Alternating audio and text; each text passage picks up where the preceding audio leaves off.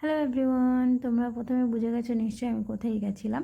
তো তাও আমি তোমাদেরকে বলে দিই। আমি এখন 4টে বাজছিল, তো আমি যাচ্ছিলাম হচ্ছে রেডি হতে। তো কুর্তির সাথে কী কী পরবো সেগুলো একটু ম্যাচিং করে নিচ্ছিলাম। ফাইনালি আমি রেডি হয়ে গেছি। এবার আমরা হচ্ছে বেরোবো। ঠিক 5টার সময় আমরা বেরিয়ে গেছিলাম সবাই মিলে।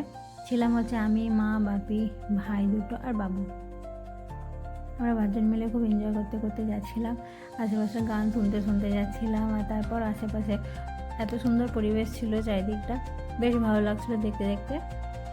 গল্প করতে করতে সবাই মিলে হই হুল্লোড় করতে করতে পৌঁছে গেলাম। এটা আমরা দুর্গাপুর ঢুকে গেছি অলরেডি।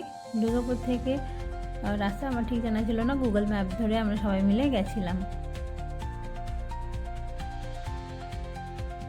একদম মন্দিরে, এই তো জাস্ট আমরা মন্দিরের সামনে নেমে পড়েছি এবং ওখান থেকে হেঁটে একটু এগিয়ে যেতে হবে, কারণ সামনে গাড়ি রাখতে দিচ্ছিল না।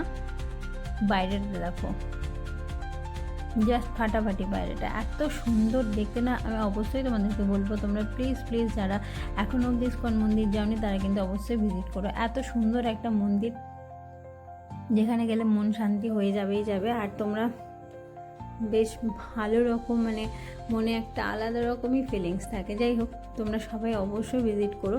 এটা হচ্ছে মন্দিরের ভেতরেরটা।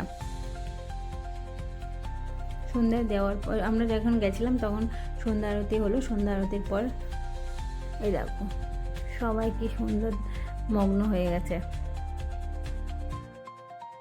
আর যেহেতু ছিল উল্টো রথ, সেহেতু ভিড়টা প্রচণ্ড ছিল। আমরা এখানে মন্দির থেকে চলে গেলাম ডাইরেক্ট জগন্নাথের যেখানে পুজো হচ্ছিলো, জগন্নাথের যেখানে রথ ছিল ওই সেখানে। তো তারপর আমার খুব খিদেও পেয়ে গেছিলো। তারপর আমরা চলে গেলাম হচ্ছে একটু খাবার খেতে। তারপর আবার এসে পুজো দেখলাম। পুজো হতে হতে প্রায় রাত্রি 9টা বেজে গেছিলো। তো আমরা সেখান থেকে 9টার সময় বেরিয়ে পড়েছিলাম।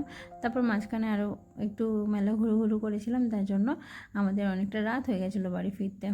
তোমরা অবশ্যই যারা যারা এখনও পর্যন্ত যাওনি মন্দিরটায়, অবশ্যই ঘুরে এসো। Tata, bye bye.